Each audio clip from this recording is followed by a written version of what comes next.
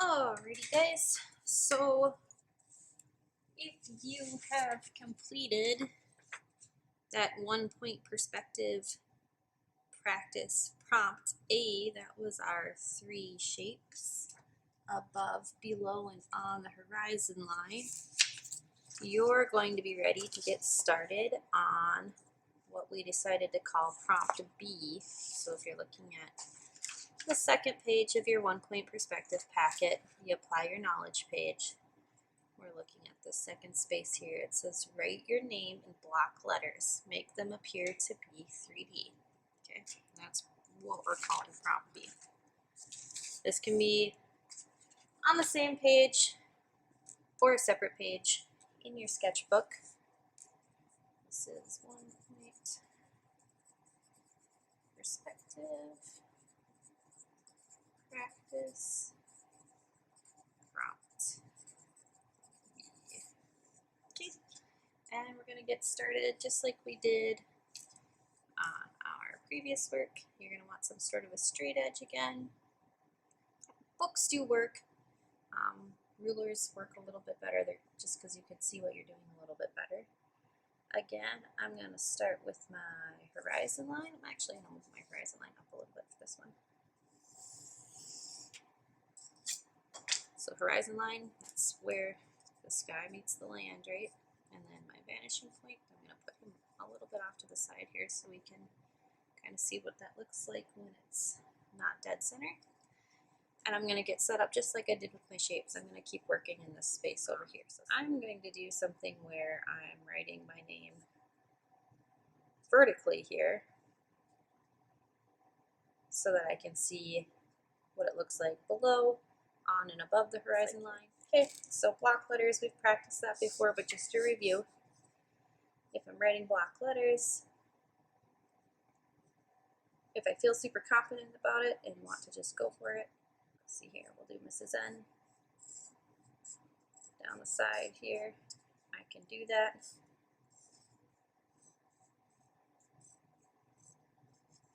If you're saying, whoa, I don't remember how to do that, or I'm not very skilled at that, that's okay, remember.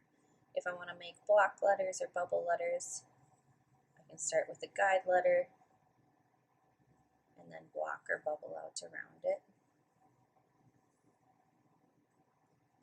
And erase that guide letter.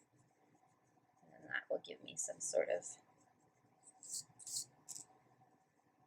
shape to work with instead of a line, right? A printed letter is a line, but a block letter is a shape. We want to be working with shapes, not lines for this practice.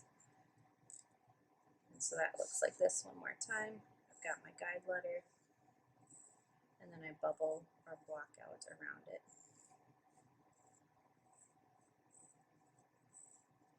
And then erase my guide letter if you don't remember how to make bubble letters or block letters. Otherwise, if you feel confident about it, and you can just go for it.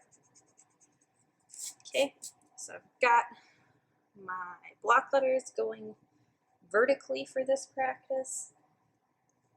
And just like our shapes that we practiced on prompt A here, we need to go and find all these points that we think might go back to the vanishing point.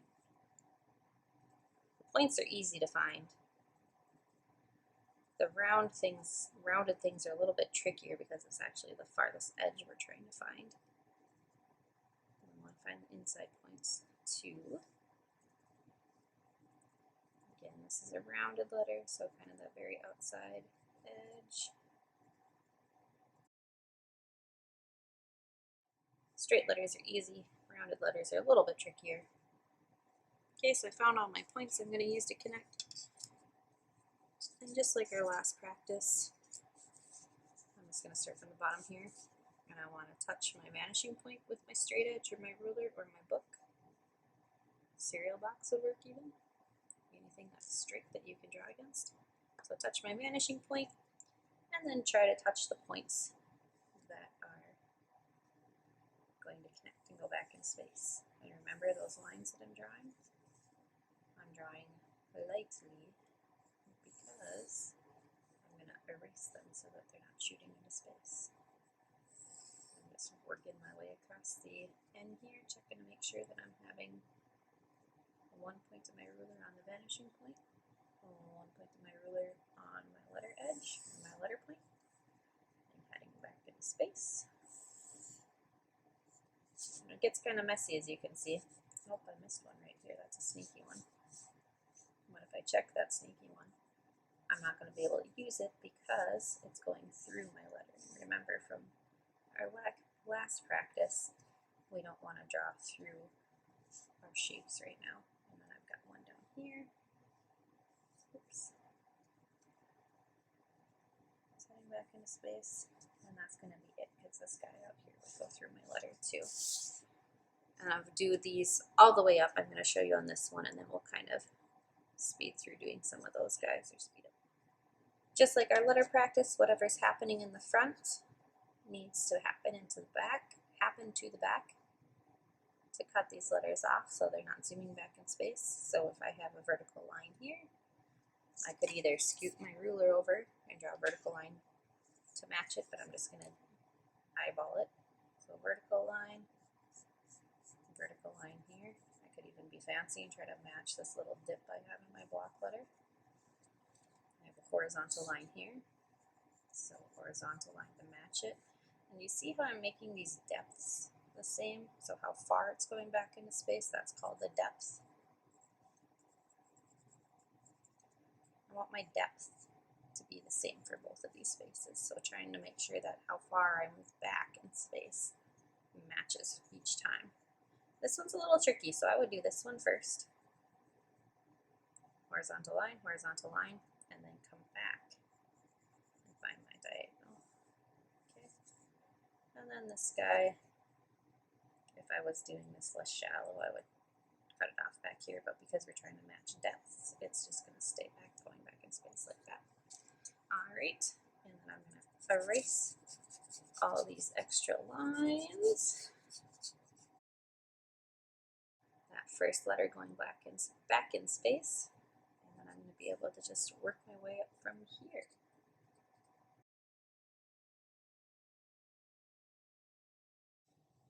Okay, so we just finished up our N.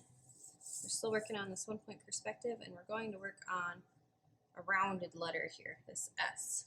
So if you've got a rounded letter, or anything round really, whether it's a circle or an oval or anything that's not a straight edge, you're going to need to look for the furthest outside point, basically. So I kind of marked here originally. It's maybe a little bit further back here, and I can find it with my straight edge. So if I touch my vanishing point and then just move my ruler until it's touching the edge of my rounded object, it'll help me find the very outside edge there. And even though, I don't know if you can see it, I'll see if I can zoom in there. Even though my outside edge of my S is running into my period, that's okay. I'm just going to skip over it and keep heading back towards my vanishing point. If it's helpful for you to use like an inside edge point, you can do that. Here's an actual point. If I check that inside one, I can't really reach it because it's going through my object or through my letter S. Coming out to the top of my S here. If I kind of move my ruler, it looks like I got that one pretty straight on. It's that very outside edge of that. And then I'm going to go back and check all these inside edges too. I can't go there because it's through my object. I can probably go through here. Just a little bit like that. That's that bottom edge of my S there. And I can go right here. That's that back top edge of my S. And then just like down here, I want to try to maintain the same depth for this practice. When you get a little more proficient at it, when you get a little bit better at this, you can vary your depths and do some really interesting things. But for this exercise, I just want you to try to maintain the same depth because it's going to make things look like they make more sense. So if I worked with kind of this kind of 1/4 inch depth here, that's what I'm going to do up here too. And just like we practiced before, whatever's happening in the front or whatever's happening in the front needs to be copied in the back. Okay, so if I'm making this rounded edge of my S up front, pretty much a circle, I'm going to move back a 1/4 inch and try my best to make that happen on the back. Okay, and then it tucks in. You can see here, I couldn't move back in space at that point because it was going through my S, so we're just going to ignore him. I'm going to start here again. I need to move a 1/4 inch back. Then I need to copy whatever I see in front is what I copy in the back. Okay, so I'm moving a 1/4 inch back, trying to maintain that depth and copy whatever I see happening in the back. And it should start to make my letter look 3D. That's what we're trying to accomplish for this practice, right? Same thing with back here. It's almost a 1/4 inch. I could be lazy and just leave it like that going back on the S, but I'm going to keep practicing maintaining this 1/4 inch distance. So I'm going to move back a 1/4 inch, and whatever's happening up here is what needs to happen back here. So I'm going to cut it off like this.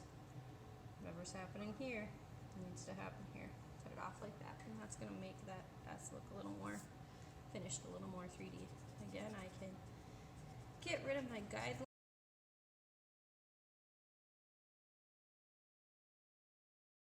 3D letter. I do think it's easier to work on them one at a time rather than try to draw all your guidelines and then find all your depths and then erase all your guidelines. I think that gets really confusing. I would do one letter at a time. Okay, I'm going to kind of go through these fast and hopefully speed this up a little bit more. I'm going to go back to my little period down here, and as you get more comfortable touching the vanishing point and touching your points on your object, you can see how I'm kind of cheating on this one. I'm not going all the way back to my vanishing point. That's going to help save my eraser and help from like burning out this part of my paper. It's going to help save some of this paper so it doesn't get all ripped up from erasing so many times.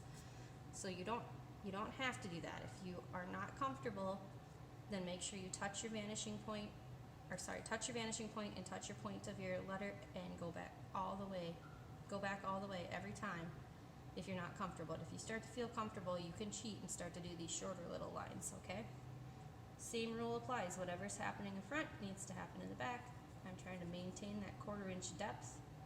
Whatever's happening in front needs to happen in the back. Squares are tricky every time because people want to just fake it. I need to be really intentional about this. Is kind of a horizontal line. It almost dips down a little bit. I need that to happen on the back or it's not going to look convincing. Okay, and I can erase those little extra lines I've got there. So I'm going up to my R, same idea.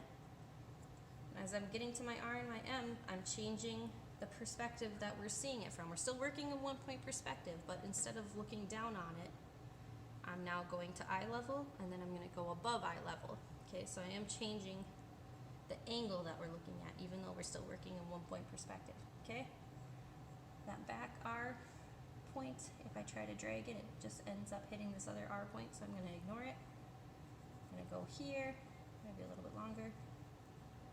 I'm going to go to this one. If you see, I'm just holding my ruler on, and that one goes through my object, so I'm going to skip it. I'm just holding my ruler on my vanishing point and trying to rotate it.